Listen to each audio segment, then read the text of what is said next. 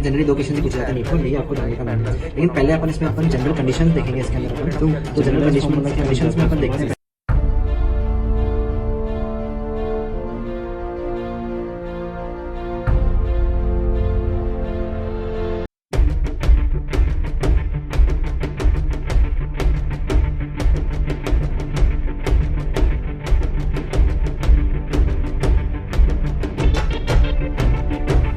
Hello नीटेरोस।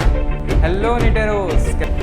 Hello नीटेरोस। आपको बता दिया एक मैथमेटिकल टूल। देखो होता क्या है, आपके पास 3 पाथ है। ये पाथ क्या है, ये इक्वेशंस एक्चुअली। जैसे अब मैं बात करूँ, ये गाड़ी है, ये गाड़ी चल रही है, टाइम के साथ इसका डिस्टेंस डिस्प्लेसमेंट चेंज हो रहा है।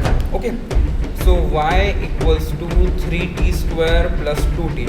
ये मान लो इस इक्वेशन के थ्रू ये गाड़ी की पोजीशन हम डिटरमाइन कर सकते हैं एट अ पर्टिकुलर टाइम, मतलब टाइम के साथ इस तरह से इसकी पोजीशन चेंज हो रही है। Okay, so what is actually differentiation. अब ये जो इक्वेशन है, ये different PCC, parent carbon chain अगर आपकी डिफरेंट है या उसके अंदर सेम पेरेंट कार्बन चेन के अंदर आपके सब्स्टिट्यूएंट डिफरेंट है, तो क्या होगा आपका चेन आइसोमेरिज्म।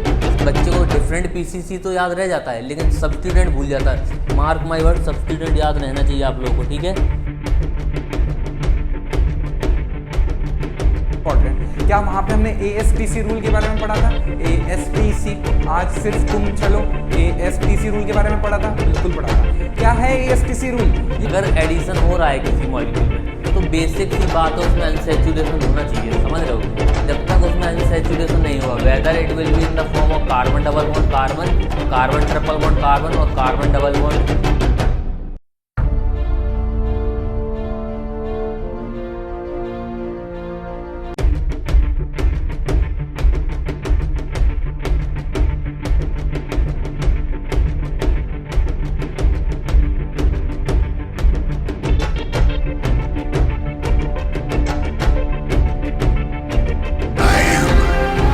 inevitable.